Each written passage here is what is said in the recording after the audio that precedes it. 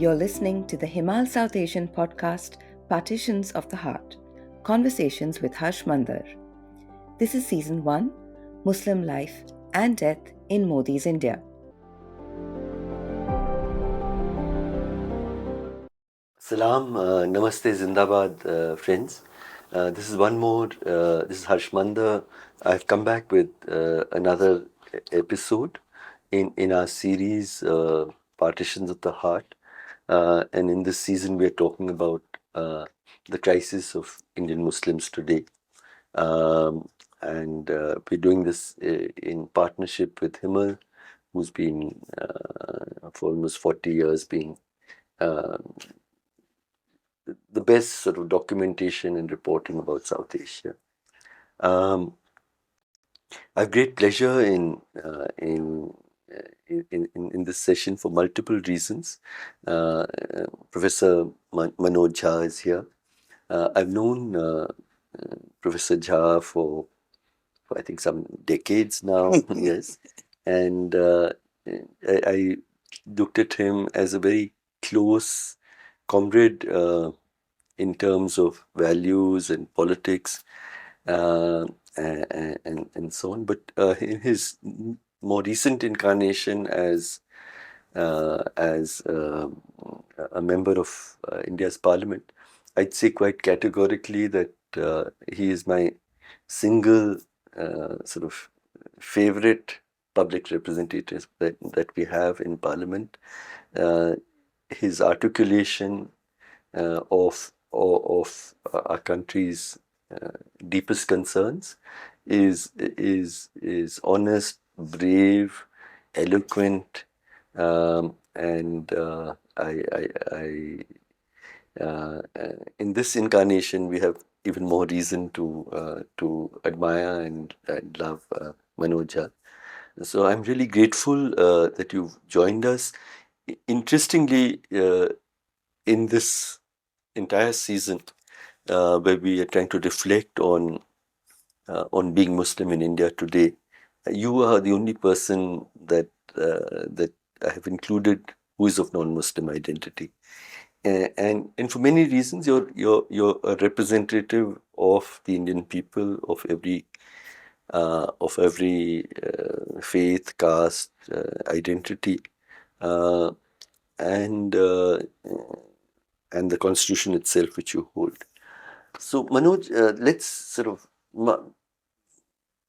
there was so much that I want to talk about and I don't know where to start and where to end. But I recently read an article that you wrote, and in which you spoke about Muslims in India. You said Muslims are not the footnote of the India story. They are co-authors of the India story. I found that exquisite in its articulation and also in the idea behind it.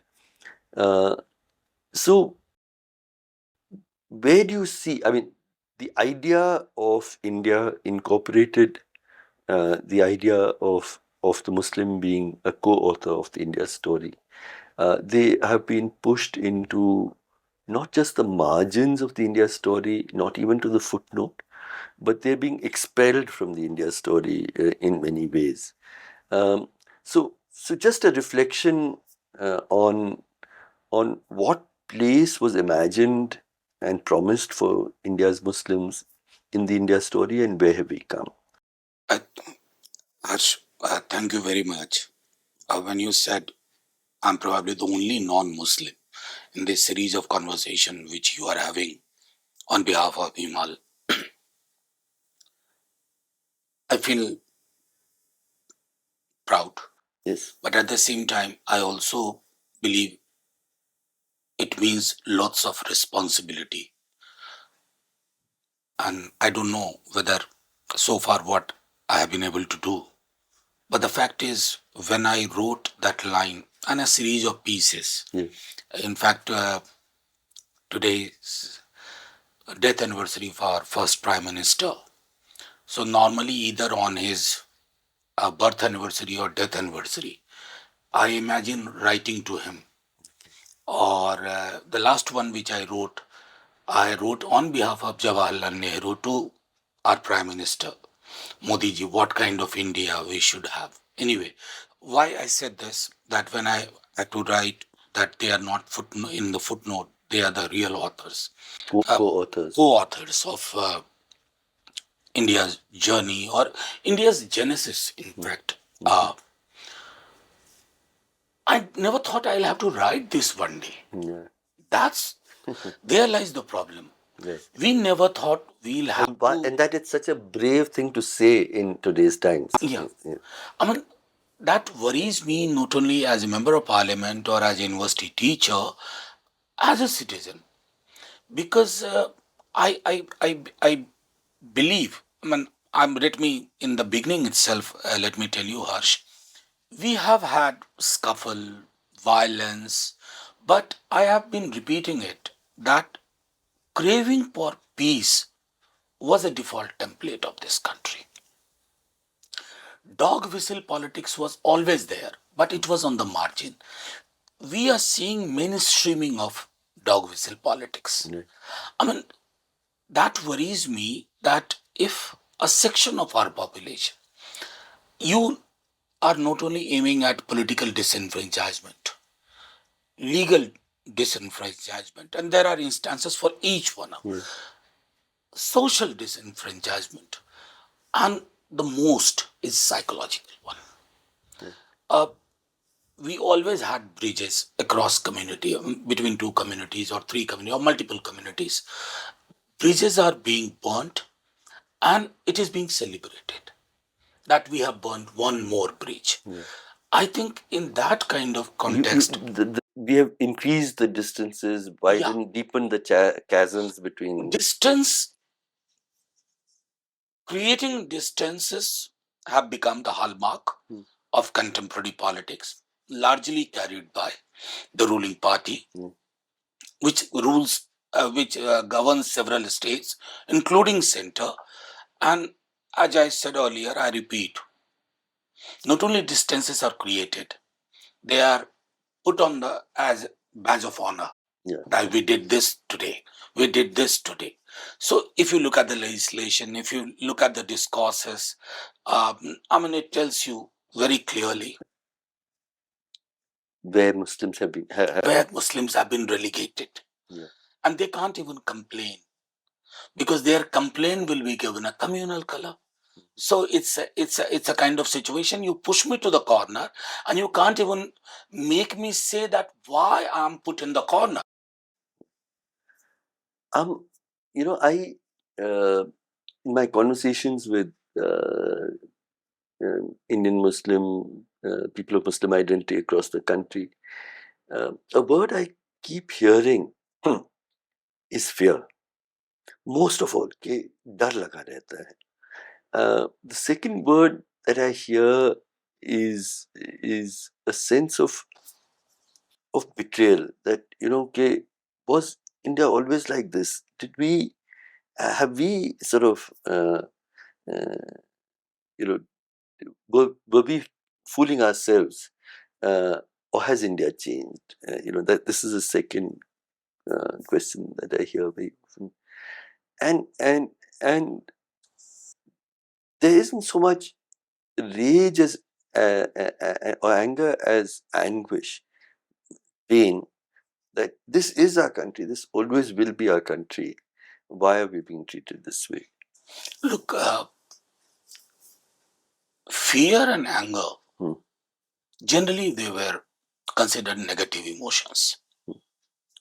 What I have seen, and I won't say only since 2014, I would rather, if I have to choose a time, a milestone, I would say post 80s, fear, anger, and resentment, all three negative emotions, they have been employed by a political party and its cultural affiliates, so-called cultural affiliates, as a strategy.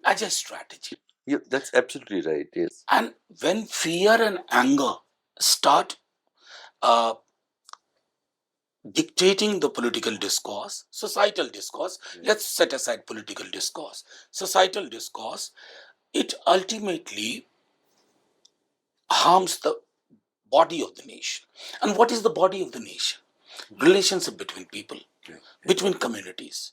I mean, historically, I'll tell you, uh, at a very early age, I read Rahim Asum Raja's. In fact, before Adha Gaon, I read Tupi Shukla. I saw the struggle of the main protagonist, Topi Shukla, who's actually Balbhadra Narayan Shukla. And because of one incident in the Aligarh Muslim University where you are supposed to wear the cap and stand up and speak, so his name was given Topi. And he had a friend, if I remember correctly, district magistrate's son, Irfan.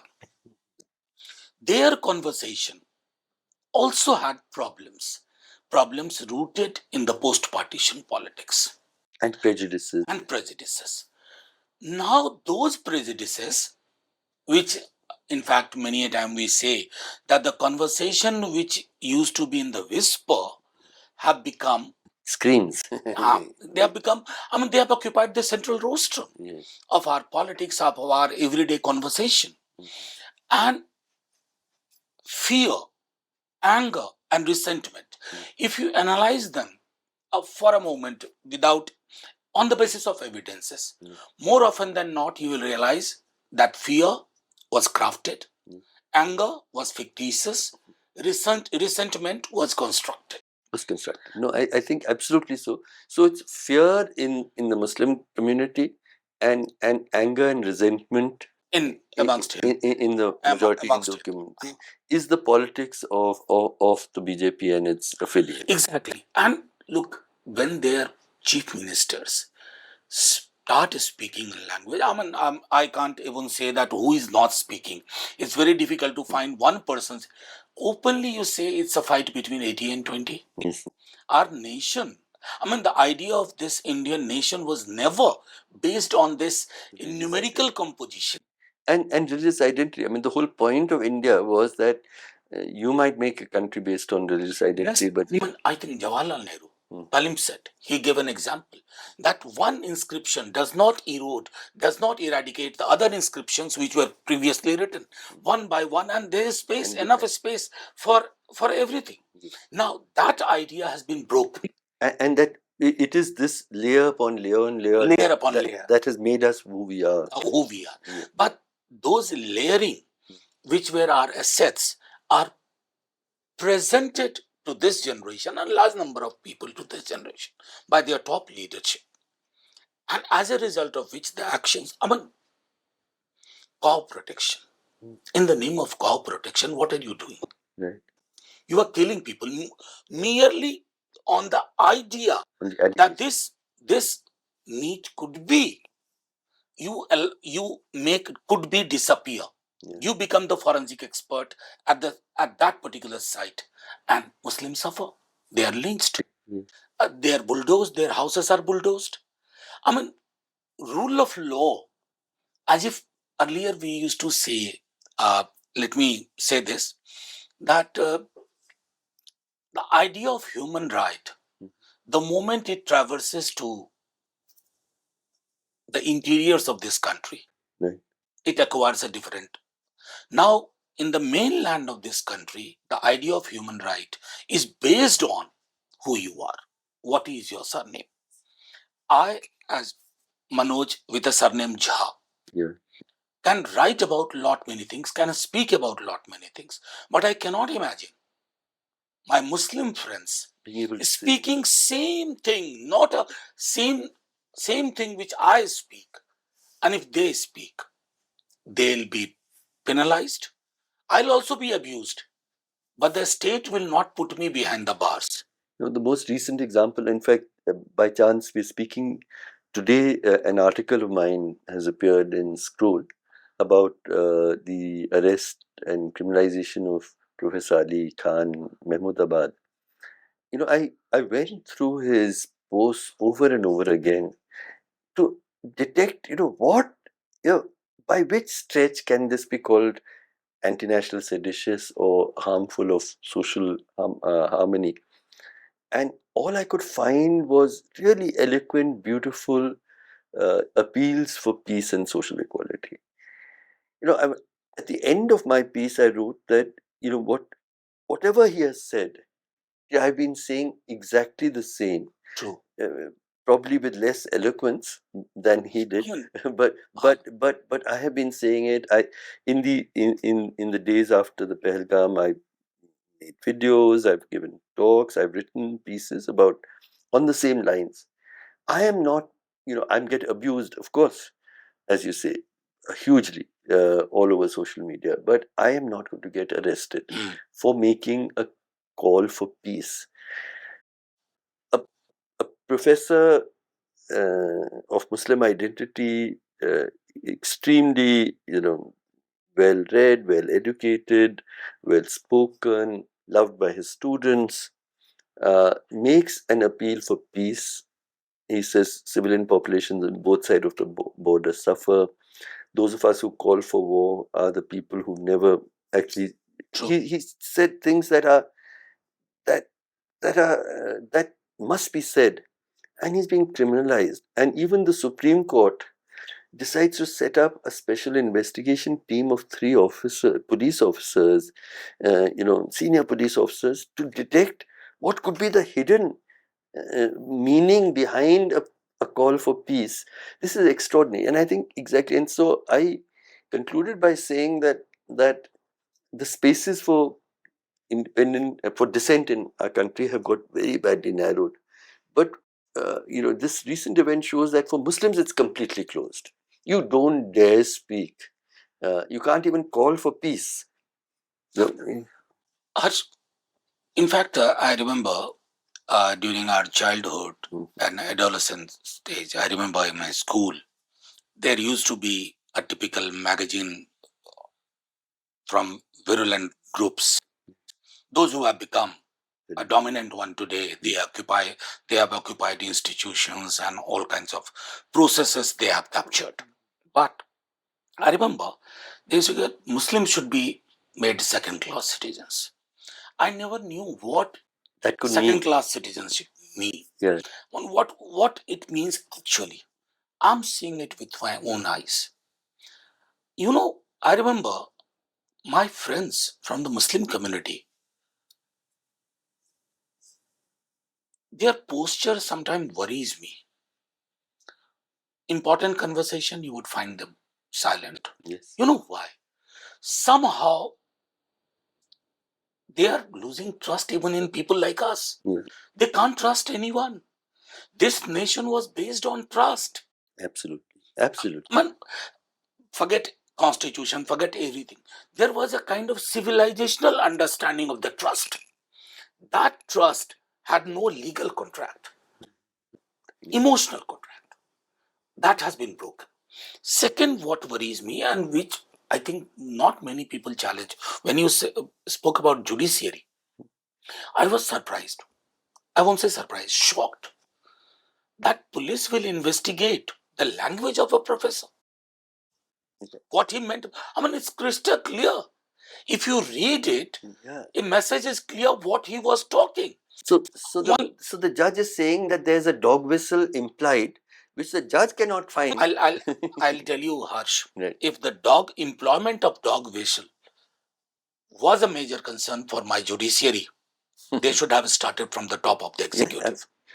Their one speech cannot be without dog whistle. Every day. I'll give you one example. I hope I don't get digressed. It so happened, yesterday, Honorable Prime Minister was speaking in Gujarat. Bhuj. You have been there. Yes. We have worked together after the earthquake. Yes. There he said, conveying to Pakistan, roti khao, maje mein raho, nahi to meri goli. This meri goli. After Pahalgam, that I will send. After Pahalgam, there was a massive unity in grief. And that massive unity spoke through the language of hum, we. What do you do? Just with one speech, you decimated that idea of togetherness, collective grief, and you become Messiah. And you say, I. Now, this is a blatant dog whistle, undermines army's position, Our army is different from Pakistani army. It undermines so many values we cherish. So what I mean, It undermines Hindu-Muslim unity. Hindu-Muslim unity. So let me, let me take the conversation. I want to talk firstly about what the state has become, and then what we as a people have become.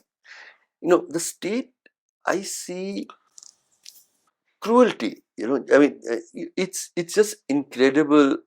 The most recent example, as we speak, is your missiles are flying off to Pakistan, and the same day and night you're collecting Rohingya people from their slums. You put them into a detention center. They don't know what's happening with them. You put them on a plane. You land up in Port Blair. You tie their, put blindfolds, tie their hands, put them on a naval ship, and you take them into the sea, and then you drop them with a lifeboat. I mean, this is a state doing this. I mean, this is something that you'd imagine some pirates or some criminals doing. This is the state doing. And it's just sheer luck that they reached a part of Myanmar which was not under the control of the military, so they're still alive. Otherwise, we had just left them die. I mean, this as state policy, it in a different way, the bulldozer is again an example of the same. I call it, lawless cruelty as state policy. The bulldozer again is an example of it's completely lawless, it's unconstitutional, but it's official state policy, and the entire civil service of which I have been also a part is implementing it. So this transformation of the state into, the Indian Muslim is now an like a declared enemy, and no law then applies in this war, is how they are operating. What does this tell about the state? Harsh, this may not be a very likable proposition, but I believe as a people, we always had the tendency to look for authoritarian leaders. And also someone to crush below. I think both with the that's idea of that's caste. what I meant. Authoritarianism meant in this case, because I'll tell you, during emergency, I remember I was 7-8-year-old child, but people were very, very happy that the trains are running late on time. Yes. I mean, if that be the evaluation former of any regime, and probably our current Prime Minister has learned much more from Indiraji's emergency than Jawaharlal Nehru's 15 years or so. He could understand that there is a possibility of selling those ideas which appeal to the animal instinct. Right. And he has done it with perfection. RSS was doing it at a subterranean level for very long. Now it's official. Now, Rohingyas, it serves two purposes. And it's 22,500 people in a country of 1.4 billion. I mean, it's can't believe. Yeah. Just see, our consistent position on refugees was admired by even those nations which did not have a kind of very close, they were not in our close proximate corridors. Yeah.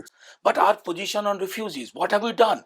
Rohingya, it has become part of the conversation of my home minister. If he has to attack Muslims, he'll use Rohingyas and Bangladeshis. Yeah, absolutely. We don't realize how much we have ruined our relationship in the neighborhood. I didn't want to comment on in this section. We as a state, our foreign policy, our important people fail to understand the developments in Bangladesh. We have ruined it. We have ruined it in Nepal. So many other. What I mean, that state has realized that lawlessness also is seen by a good section as a good law. I do believe that some people say that, the whole problem in India is because we've elected somebody like Mr. Modi, or in America it's because we've elected somebody like Mr. Trump. I think that if there wasn't a Modi, we'd have invented one or many it's that more and more people around the world are choosing leaders who are teaching us to hate. So the problem is not up there. It's among us. Nazi Germany I studied very closely, and I realized that the horror of Nazi Germany was not Hitler at all. It was ordinary people. So this is where I wanted to take our conversation now. I feel that there is a daily poison that we are being subjected to. I mean, a mobile phone is like, you get you get a what's it called when you get a dose, your high fix. Yeah. You get my hate fix. So I wake up in the morning, I see my phone, I get my hate fix. When I have free time, I look at it again, I see something else. This hate has become so much part of our social life.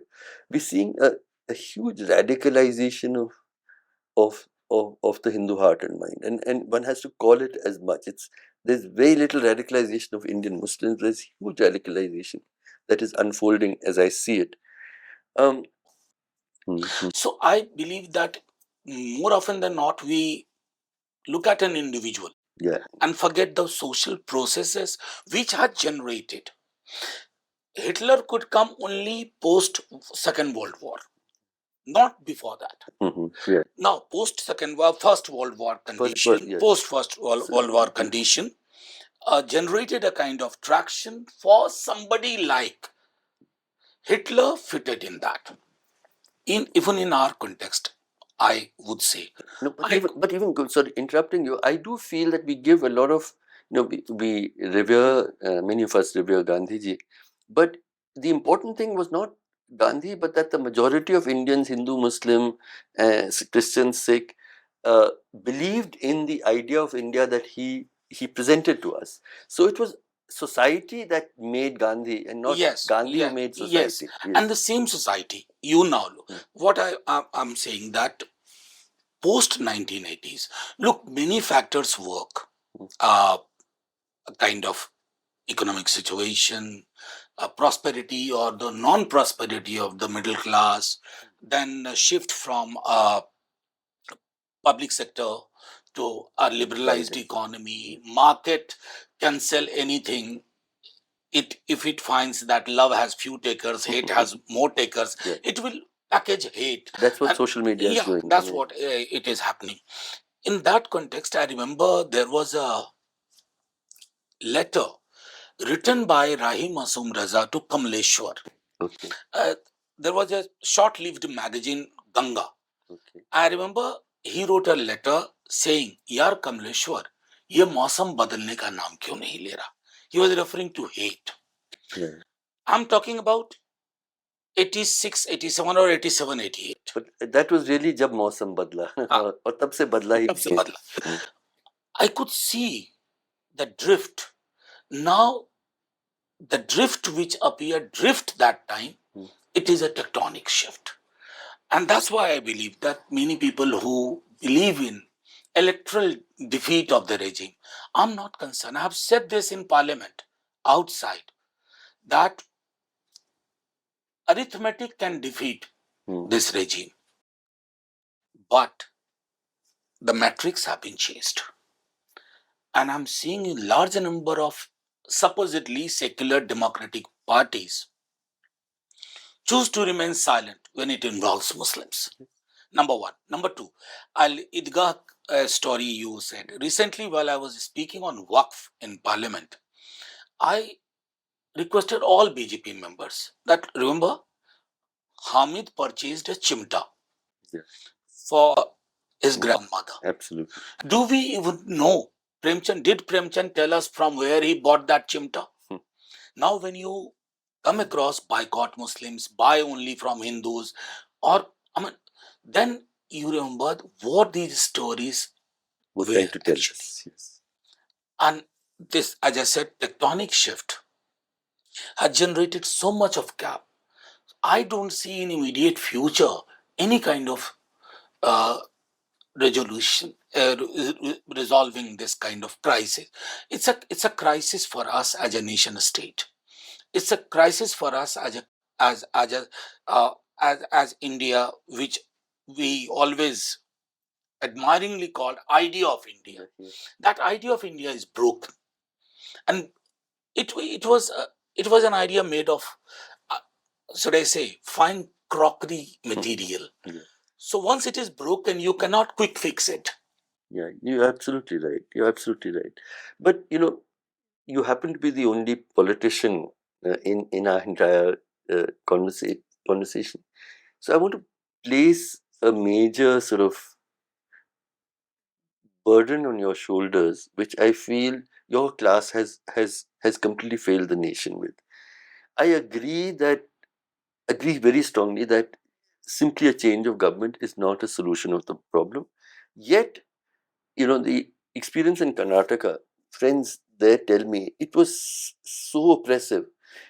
The day the Congress government came to power, they said suddenly we started breathing. I mean, both minorities, and so it gives you the space to fight the battles that we haven't fought well enough so far.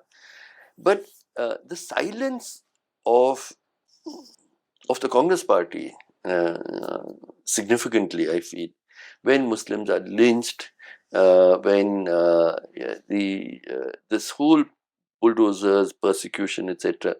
They seem to be very careful about talking about everything else except Muslims. And I have spoken with them at the highest level. I've written. I keep telling them that history will judge you very harshly because it's like living through Nazi Germany and speaking about everything else except the Jews. Imagine then, and that's what they're trying to do today.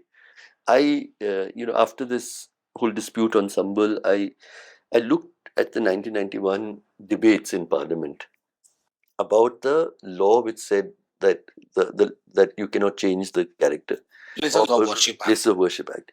It was beautiful reading. I found in Parliament the defense and the celebration of the idea of secularism by speaker after speaker after speaker of non-BJP parties was completely, there was no defensiveness as there should not be. What has happened between 1991 and now that people are not willing to stand up proudly for the idea of India's secularism meant equal respect for every faith, including the absence of faith. We are proud of equal rights for people of every faith, etc., equal protection. Why has the political class already given up on this battle? Look, I agree with you 100%. Look, again, I would say, political class has also purchased large amount of fear, which is generating in the society. Fear, sense of losing, that we are losing ground. And I would say that very few political leaders would call an issue for somebody's home has been bulldozed, destroyed. They would take recourse to the word minorities. Yes, yes. You stop short of calling it Muslims. Yes. Now, I say that they at pressed to the wall they'll use the small m, but not the capital M. not the capital M. Right. No, it does not reflect anything but your own sense of inadequacy. Right. That what is fundamentally wrong in you.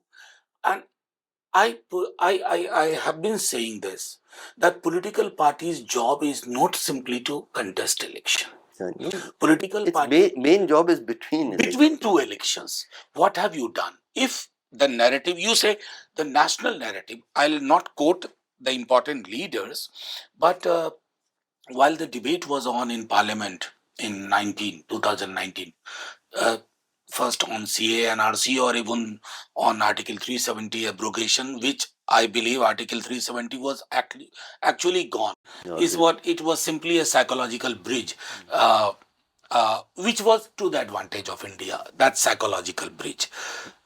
I remember large number of members from dominant political parties in the opposition almost afraid. I would say, chodo yaar, leave it. Things have changed in this country. Now, things were bad even in during partition. Right.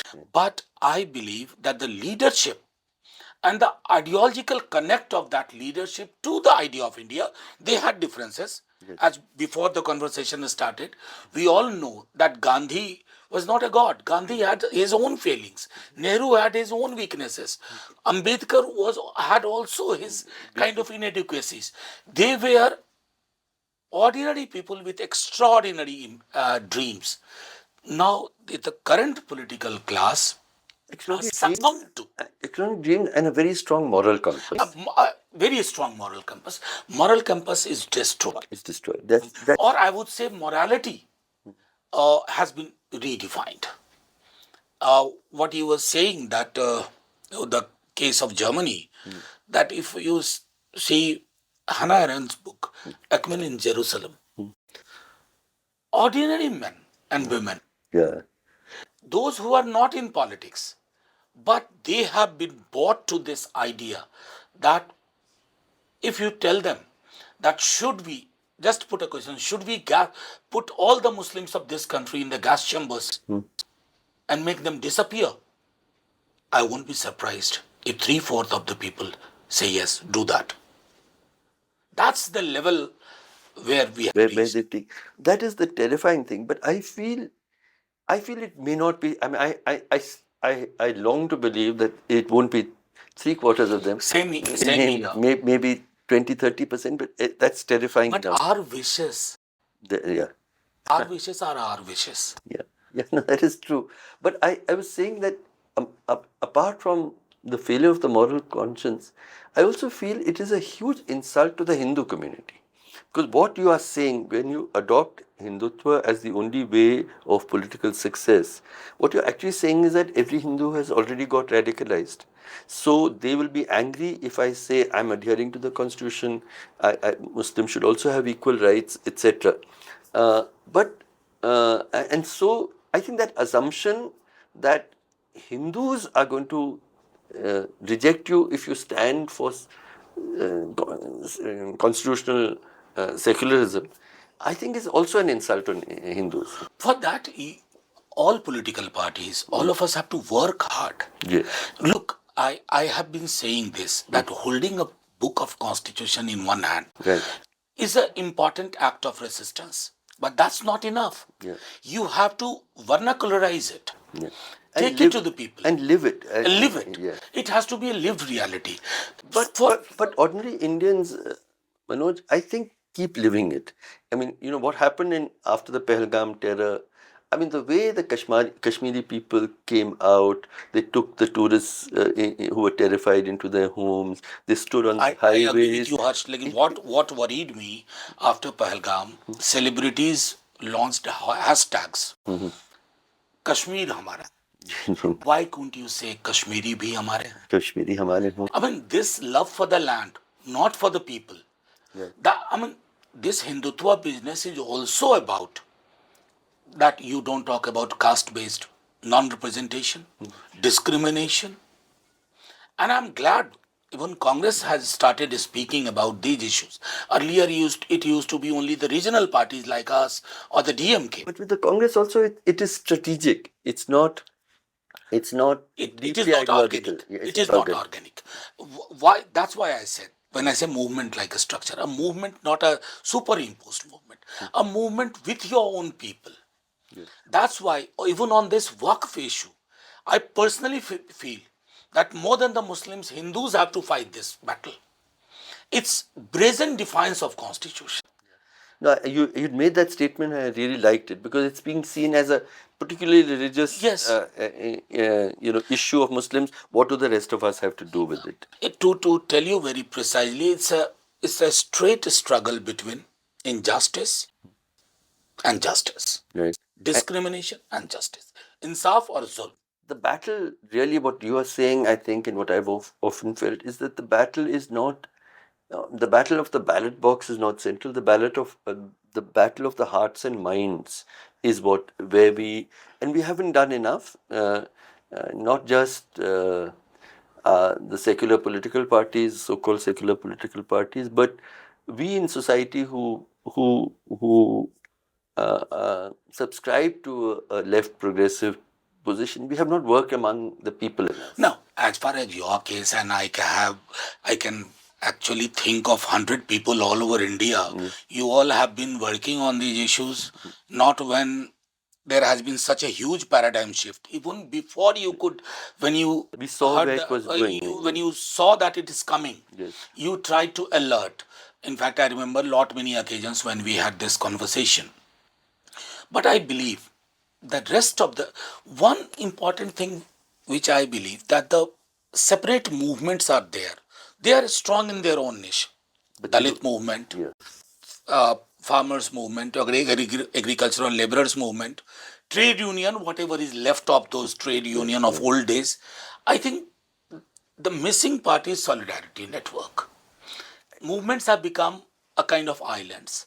Unless we have bridges And across issue-based ideas. issue-based Yeah, islands, yeah. That is that absolutely. has to be broken. We're sitting in this beautiful office of yours, and every wall is covered with film posters, and film is part of my sort of secret love affair with films is something I share also with you. I have some idea about it. In fact, when you entered my room, I told you about Seeds of Doubt. Yes. And I won that movie because I couldn't find that. It's a German film which talks exactly about prejudice. But you were saying that at one stage you were doing a project, thinking of working on a project before you got deep into your political role on the changing depiction of Muslims in Indian cinema. So I thought, because if the battle is of hearts and minds, cinema is a very important part in, I think, more than anywhere else in the world. It's so much part of our consciousness.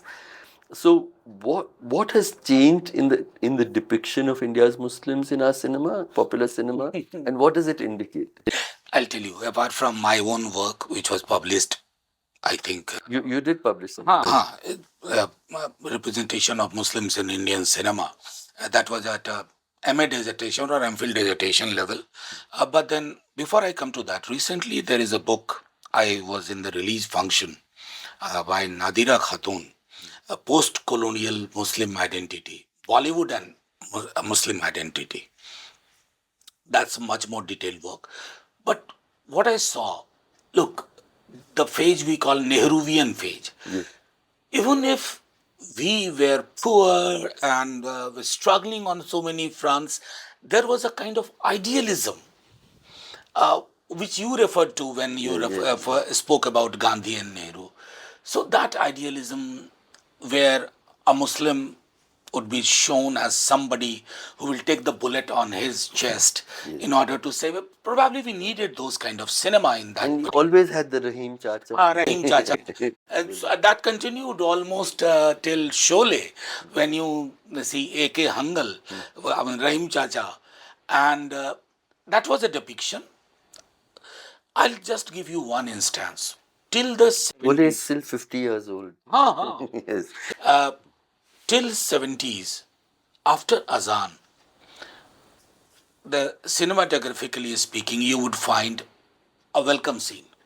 Two separated are meeting, whether it's a boy or a girl or two friends.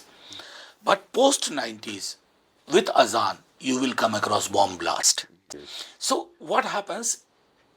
Something as pious and pure as Azan, you have given it a dog whistle meaning.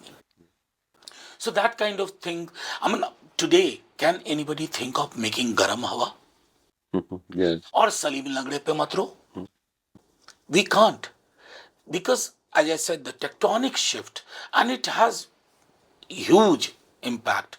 Now the Bollywood is also controlled by the global movement of capital. And as I said, the nature of capital is that if love sells, they'll sell love. But if these are the times when love is not getting At all. no traction, they'll sell hate, demonization, othering. In fact, Bollywood has completed this regime's project of demonization of Muslims by their signature. No, Manoj, I mean, I feel that our cinema, the depiction of the Muslim, but there was also a certain idealism. I agree. Sachai, the person is honest, wants to build the nation, is kind. There was a certain depiction of the moral question as well. It might have been simplistic, whatever. I think that is also lost. The celebration of the moral question of a good life also has got lost somewhere. Or I good agree. society, a good I state. agree. Look, there was a typical kind of a stereotype during the 60s. Which was corrected by many like Sayyid Akhtar Mirza, क्योंकि उस दौर में मुसलमान चौसर खेल रहा है. They have nothing to worry, huge haveli, they only have to listen to mujras in the evening. That was also extreme kind of a stereotypical depiction. But what it is being replaced with, that's much more problematic. Yes. That's much more damaging. I don't know if one filmmaker asked me recently, or an interviewer, which film you would like to make if you have the resources. I said Topi Shukla. Okay. He said it won't sell. I know that. That's why I won't make it. I won't get the resources. So you want to erase the Muslim. Either you demonize the Muslim or you erase their presence. And talking about erasing, my sort of, you've been a teacher. There is third thing before I talk about eraser, invisibilizing. Yeah. Okay. Yeah. That's happening. That's happening. But as a teacher, what changes do you see? One part is the changing of history and the whole implication of this complete.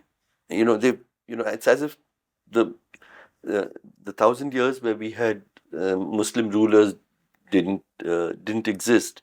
But also the freedom struggle, what it stood for, why was Gandhiji assassinated, what the role of organizations like the RSS were in the freedom struggle. All of that has got lost. We are building a completely new history. But I also feel that something, as a teacher, the same questions of a good life, a good society, all of that is also tending to get lost. I have a friend called Rohit Kumar who does workshops in different elite schools, and he told me that he had this experience, I think, a year ago, where he showed the film Gandhi, Attenborough's Gandhi. In every school that he showed it, there was loud clapping and cheering when Gandhiji was assassinated. Now, these are class 10, class 11 kids who have learned from elite backgrounds, who are learning something very different. So, I just wanted to say, as a teacher, how do you look at the intervention of hearts and minds that this time calls for? Look, I know I'm in conversation with you. I should end with optimism. But my heart is not supporting me. What you said about Rohit's experience, even before the making of this regime, once in my university, I had done a brief survey. What kind of leadership we should have, and I've given them some option. Most of the people, they said India needs army rule or army type rule for 10, 12 years. And it's before 2014.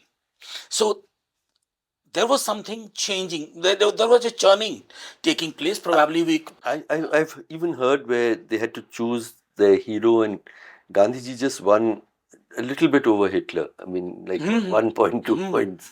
So that was before 2014. Yeah. And second, I would say, look, there was this MP from Bhopal. For her, Nathuram Godse was the patriot. And there was not much of noise about it. Some of us reacted.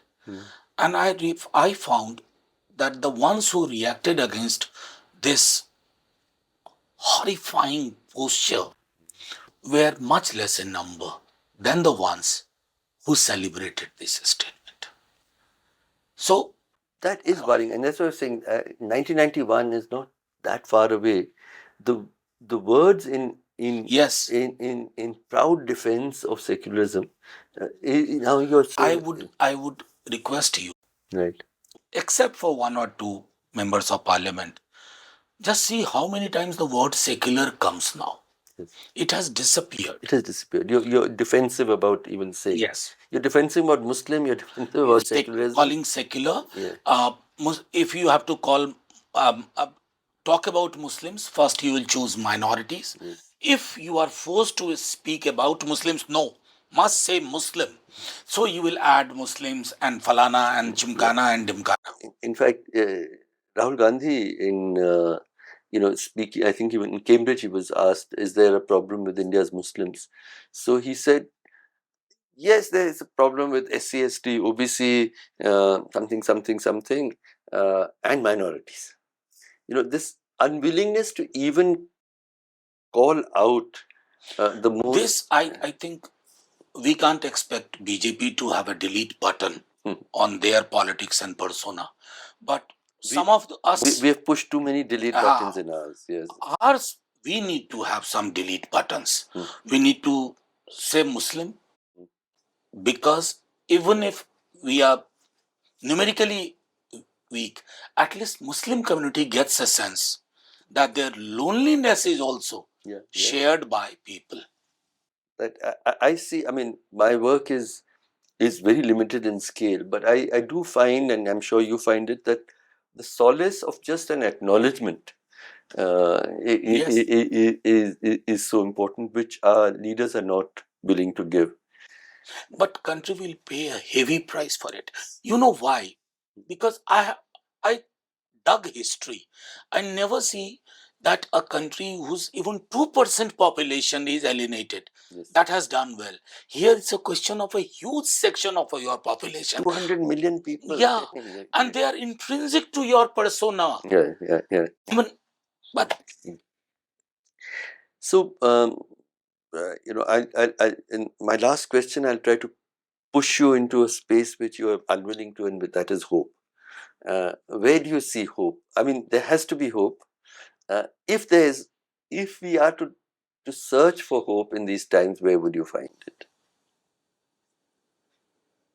Can't say. Let's hope. Let's hope. Let me sort of propose something to you. Am I being romantic when I think that